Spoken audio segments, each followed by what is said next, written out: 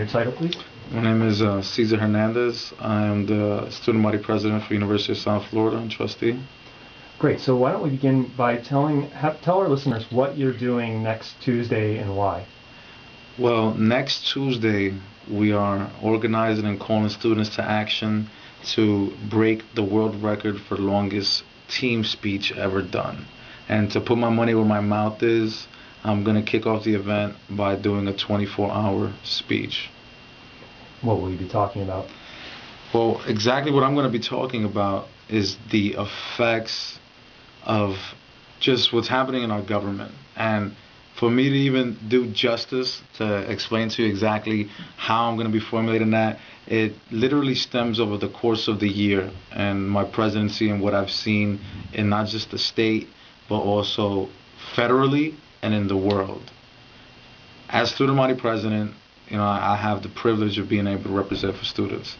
And one thing I started noticing is what's going on with the state, with the legislature, and also with some of the actions that the governor has taken. Like, for instance, a $3.7 billion cut for all SUS universities, that's state university systems.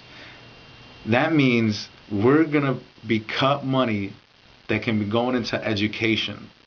Whereas you have other nations like South Korea that are investing, putting more money into education. But now you're cutting, you're hindering your future generation. So that's one thing. Another thing is, I just listened to the president's fiscal responsibility report where he's saying there might be a 25% cut in education and that we each have to sacrifice. And I understand that we have to sacrifice. However, students are already paying loans. Students already have it tough as it is. Right? We never got no bailout. We didn't get a blank check. We're paying for it. And how I believe, and if you even study Native Americans, ancient Native Americans, they believe in the children's fire. Like, I don't know if you've heard of it. Maybe Tom McCartney, he always refers to this. And he says the children's fire is the center of their tribe. In order to sustain themselves, they have to put the new generation at its core. Can you honestly say that corporations and that the United States puts their new generation at its core of its government? You also mentioned that you're opposed to some of the to some of the immigration bills that are happening in Tallahassee. Why is a student body president concerned about immigration bills, and what concerns you? This is what concerns me, not as a student body president, but as a member of the millennial generation, which is the generation that's going to inherit this great country. And that is going to inherit the country for the first time in history in its decline, honestly, with a $10 trillion debt. The way it affects me is that right now, immigration is a major issue in the United States. And all we've been hearing is we're going to work on a reform for immigration. We're going to work towards these things. I have the utmost respect for the president. And he stated when he was running for presidency, he was going to have a comprehensive immigration reform. Now, in his previous State of the Union, in which he's going to run again for president, he briefly mentioned we're going to work on a comprehensive immigration reform bill.